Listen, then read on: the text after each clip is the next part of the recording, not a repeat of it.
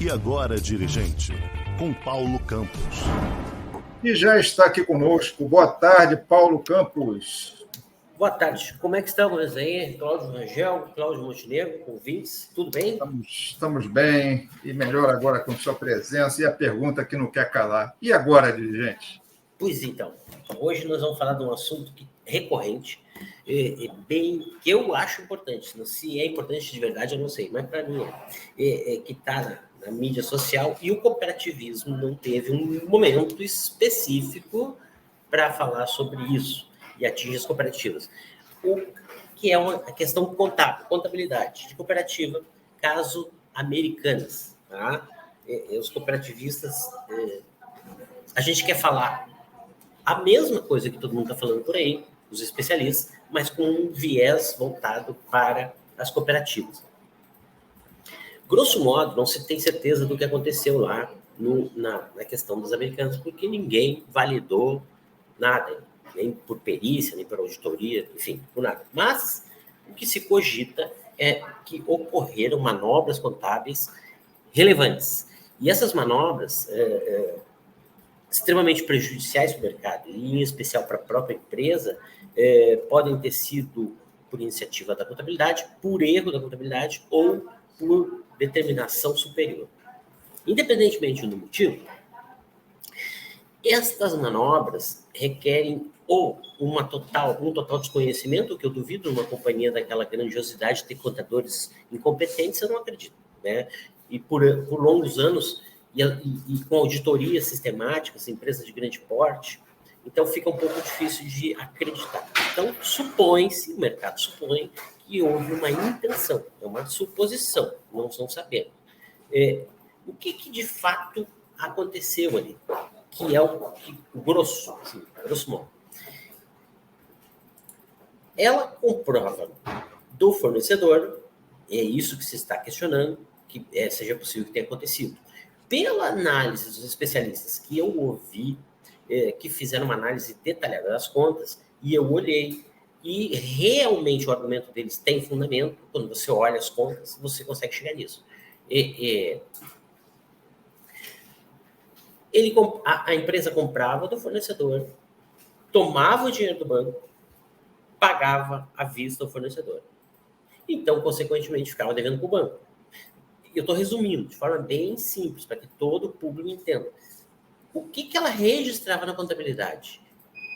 Basicamente, ela dizia que continuava devendo para o fornecedor e não para o banco. A contabilidade retratava este cenário. Então, aí você tem o quê? Quando você está devendo para o fornecedor, neste caso, você não está computando juros. Esse é o primeiro problema. E o segundo problema, você está dizendo que você tem uma saúde financeira muito melhor do que a que realmente você tem, porque você, em tese, não estaria tomando dinheiro de banco. Seria mais ou menos dizer para a namorada que você é super potente e não toma um azulzinho, mas de fato você toma, às vezes até mais de um. Então, você está mentindo para o mercado de forma vergonhosa. Isso faz com que, qual é o efeito direto? Se fosse só isso, mas há outras questões que eu nem vou entrar. O mercado, você acionista, está olhando a companhia, bom, a companhia não deve para banco, né, para o sistema financeiro, está rodando com o dinheiro próprio, pagando seus fornecedores à vista, está vendendo bem, eu vou comprar ações. Então, isso evidentemente se caracteriza como um ilícito. Tá? Onde é que eu quero chegar com isso? Primeiro eu expliquei tudo isso, por quê? Porque o nosso público geralmente não está olhando o cenário da sociedade de capital, está olhando sempre o cooperativismo. E hoje, no volume de informações que nós temos, o cara não tem tempo de olha aqui, olha ali, olha lá. Então, por isso que eu trouxe essa conversa importante para cá. Então, é isso que aconteceu, grosso modo. Quando chegou um executivo e disse, isso aqui está errado, isso aqui. Se você pegar toda a conta fornecedores e jogar de volta onde ela deveria ser, que é dizer, eu devo a banco e acoplar os juros, incrementar com juros, você vai ter uma outra empresa aí, você vai ter um caos, que é o rombo de 40 bi. Em tese, eu não estou dizendo que seja, estou acompanhando os especialistas, tá? Mas eu olhei para ter segurança e certeza do que eu vinha falar aqui. Então, Os indícios levam a isso, entre outras manobras, menores, mas também importantes. O que eu estou dizendo aí com isso é o seguinte: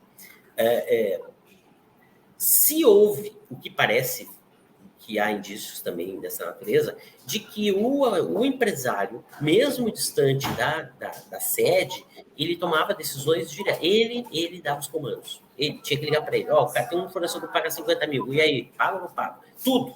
Então, o executivo, o CEO, se reportava a ele e dava os comandos.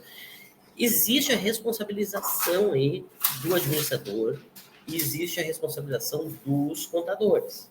E para os contadores, eu diria que é pesada. E para os administradores, tem cunho penal envolvido. Tem coisas do âmbito criminal aí que precisam ser olhadas. Então, daqui a pouco o cara vai ter responsabilizações civis em razão dos acionistas que foram prejudicados e outros públicos, administrativas perante os órgãos de regulação e ainda criminais perante o poder público, que são ações incondicionadas, tá? de per si. O Estado instaura os inquéritos e vão para frente. Ok, são ações públicas incondicionadas. Algumas. Então, para as cooperativas vale o mesmo.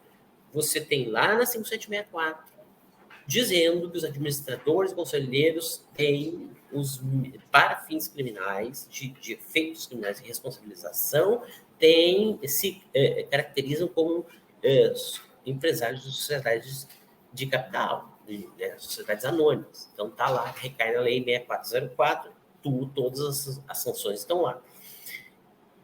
Não, o que eu estou dizendo para os engenheiros?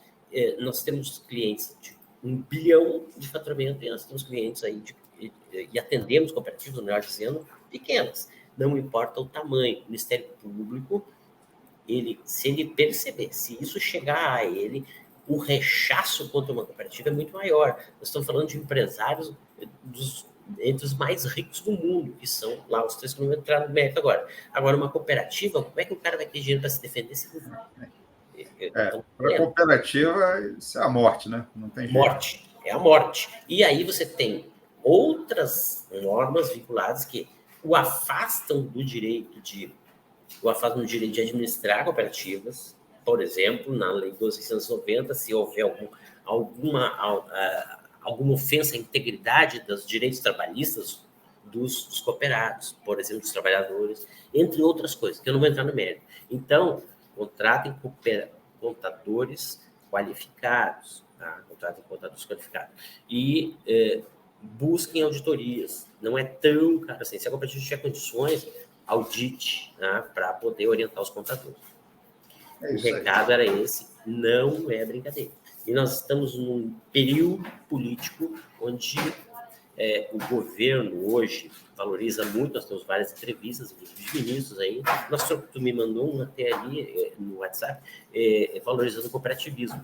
O que não quer dizer que a Receita Federal e os demais órgãos de regulação não estejam com um olho de lupa, com a lupa em cima das cooperativas, tá? Porque precisa arrecadar.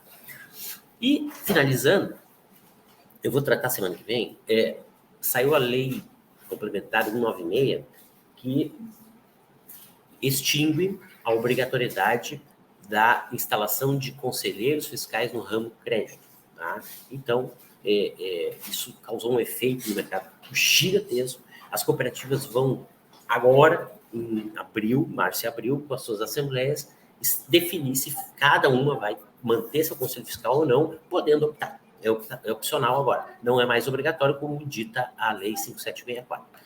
Aí a gente vai tratar isso. Um assunto muito importante, inclusive, a rádio deveria convocar um representante do ramo, no mínimo um do sistema Sicob, do sistema Sicredi, seja lá o que for, para entender como isso está afetando, que pesa, né, significativamente. Mas a gente vai tratar isso com calma semana que vem, porque tem muitos fatores implicados, que são os mecanismos de controle interno, a agência, né, que no caso é o Banco Central do Brasil, a CVM, como essa lei, por que essa lei passou dessa maneira. Então, é um assunto bem importante. É da hora, as cooperativas de crédito estão Umas vibrando e outras estão muito preocupadas. Isso afeta o sistema financeiro. Era isso. Isso aí. Tá? Esse assunto vai dar pano para manga. Vamos lá. Semana que vem, Paulo Campos, depois de curtir o seu carnaval na Avenida, estará aqui conosco. Um abraço, Paulo. Até a próxima. Abraço para os ouvintes. Tchau. Tchau. Vamos lá. Tocando daqui.